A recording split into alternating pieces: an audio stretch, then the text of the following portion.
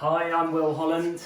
Normally you'd find me cooking at the Atlantic Hotel in Jersey, but at the moment I spend most of my time cooking at home, which is where I am now. So welcome to my kitchen, welcome to my home. I'm going to cook a dish today with one of the best ingredients you can find on Jersey. These little beauties. If you get in here, darling. Camera work today, courtesy of my beautiful wife. So, Jersey Royal potatoes. We're slap bang in season for these, and the best thing about them is you can get hold of these in the UK. So please go out, find them, and cook this recipe. Just get my dog out of the way. Do you want to be there? Okay. He wants to learn what. He wants to see what's going on as well. What we're going to make a Jersey Royal frittata. So the main ingredients, simple, readily available. Hopefully most of these you've already got at home, to be honest. So the star of the show, the Jersey Royal potatoes. We've also got some lovely large free-range eggs, some watercress, some onion, some nutmeg, some unsalted butter, some garlic, and then some cheese. So for example here I've got Parmesan and goat's cheese. And then other bits and pieces you'll need, some olive oil, some sea salt and some black pepper. Okay, so let's get cracking, let's get cooking. First thing to do is wash these and get them cooking. You don't want to rub all the skins off these, you want to keep them with the skins on. So it's just a case of getting the soil off them, getting the dirt off them. You can really see the shape of them. That's what they're famed for, the kind of kidney shape. So just covered with water. Don't have the water all the way up to here, otherwise that's going to kind of bleach the flavour out of them. So you want minimal amount of water. I'm a fan of cooking these from cold and bringing them up to boil. And then sea salt. In this instance I'm using Jersey sea salt. Okay, pop the lid on, maximum heat, and bring them to the boil. So I suppose before I do anything else there is one more thing that I need to do. Just go in my fridge. It's one thing I definitely don't do when I'm at work, but I can do at home, and that is have a nice cold beer while I'm cooking. Obviously a local ale. Cheers. So what we need for this recipe is a nice large frying pan. So we're going to stick that on to heat up. And the first thing we're going to do is cook our watercress. So all I need to do is just roughly chop this through. It's not so much the leaf I'm chopping, it's more the stalks, because in the finished frittata we don't want to have great big lengths of stalk in there. So just roughly chop it. And then into our pan we're going to put some butter. So again, I'm using Jersey butter, but I'm not saying that you can get hold of Jersey butter in the UK, but you can definitely get hold of Jersey Royals. So good chunk of butter. And then what we're going to do, we're going to get this to a kind of nice golden nut brown colour, because this is going to add a fantastic flavour to this as well. The beauty of cooking at home is, like, you've got the dogs, you've got the kids. I'm sure my daughter will make a cameo appearance in a minute. So first of all, you'll see as the butter melts, then you'll start seeing it foam. If we pop just a little bit of salt in here, this is going to make it nice and golden brown.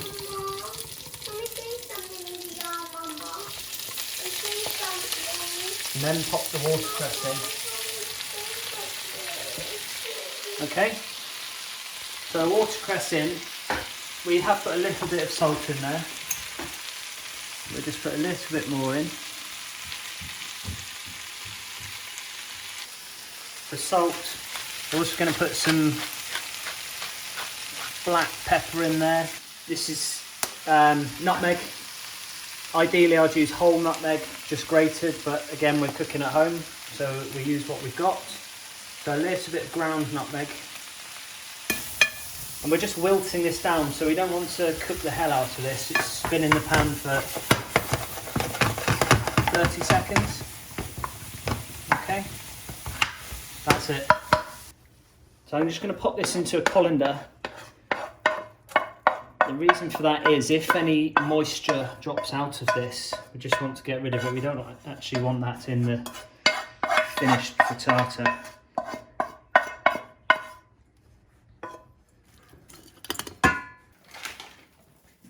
Another good chunk of butter. And now we're going to move on to some onion and garlic. Those Jersey royal potatoes, as you saw, they were really small, so they're going to take about, they're probably going to take about 5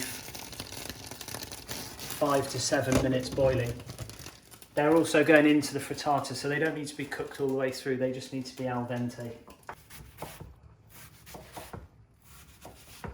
So it's finely chopped. You don't want to have huge big chunks of onion. So in that goes.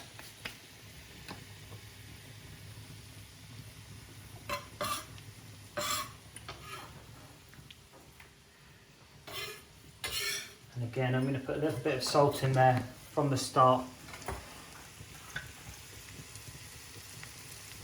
Salt's great when you're cooking onions because it starts bleeding the moisture out of them, so it's going to help them soften down quicker. Okay. And then this is my way, or my favourite way at home of crushing or grating garlic. It's just one of these little microplane graters. Really easy, just to buzz the garlic through. And then all you do, just over the pan, you've got the grated garlic this side, you just tap that on the pan. And that's it, you've got your grated garlic in there.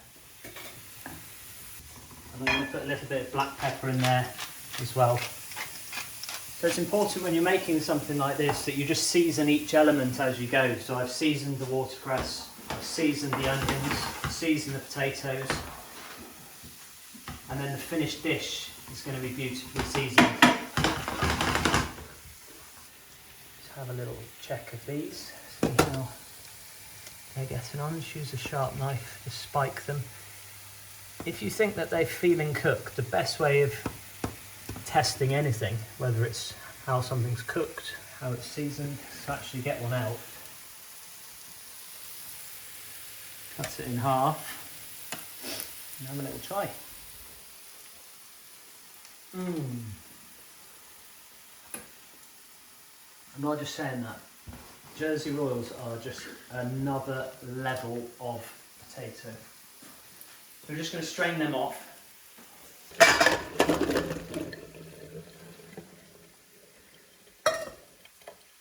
And just allow those to cool slightly. Right, camera woman extraordinaire, gets in here. Let's have a look at this. So this is our onions and garlic, softening down beautifully. You can see it's picking up just a little bit of colour, so that's fine. We're going to turn that off now, that's enough. And I'm going to take those out the pan. Pop these into our bowl as well. So we need just one bowl basically, everything's going to go in here. So at the moment we've got our wilted watercress. We're going to put our softened onion and garlic in there. Okay, next thing, our lovely Jersey Royals. If the potatoes were slightly larger, you could cut them into 4 or 6 or something, but you want to just have nice small chunks of potato. So far in here, boiled Jersey Royals, wilted watercress in brown butter, and softened onion and garlic. Right, next, eggs. Depending how many you're cooking for, like the recipe that you'll see, I've based that on 4 people, so I'm using 8 eggs, so it's kind of an average of 2 eggs per person.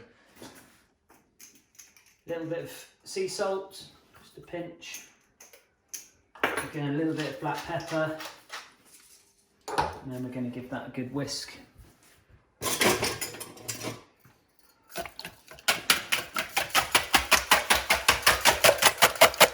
You want to help Daddy cook?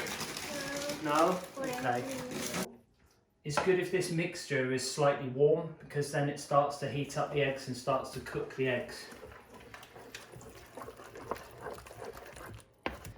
So with the goat's cheese, all I do here, just roughly cut it. If it was a crumbly cheese, it wouldn't be a problem just to crumble it into there.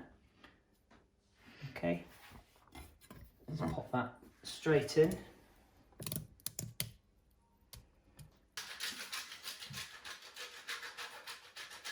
Some palm of that. So you want to put a good glug of olive oil in the pan.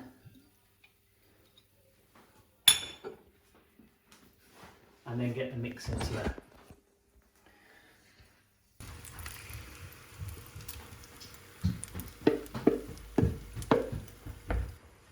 So when this is in the pan, you can give it a stir a couple of times just to help it on its way, basically. So the secret with this is nice and gently, just cook it gently, and what we're going to do is cook it half on the top and half under the grill. So I'm going to turn the grill on. So I'd say it's going to probably take around 3, 4, 5 minutes on the underside, and then 3, 4, 5 minutes on the top side under the grill. And then it's important to just alternate it between the two, so under the grill on the top, under the grill on the top, until it's cooked through, until it's set.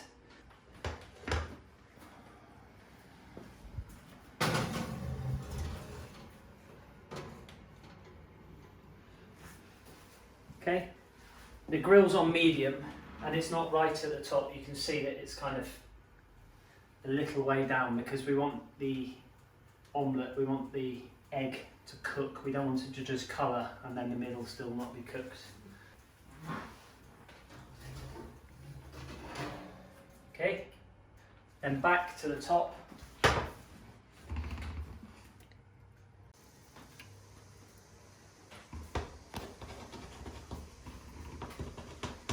So literally just be patient with this, especially when you're at home. You've got plenty of time to, I don't know, have a drink or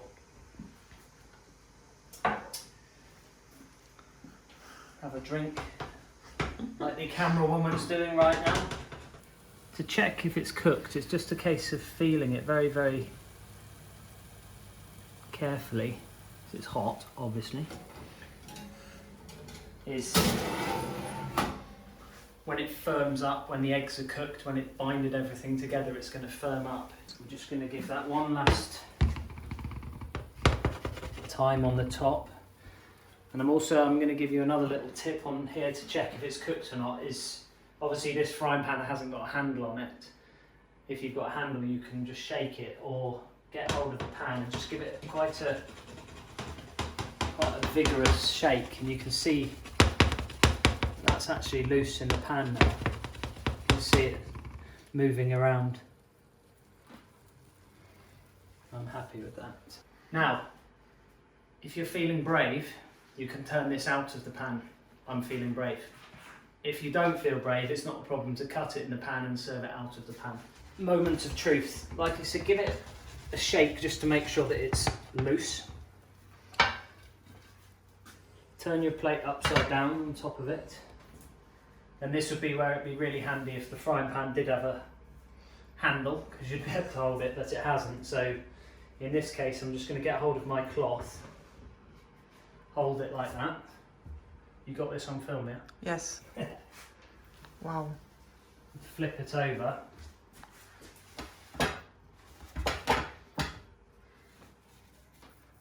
And all being well,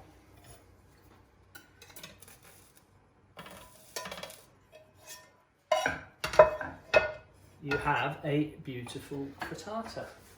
So there we have our beautiful Jersey Royal frittata. So we're just going to cut through.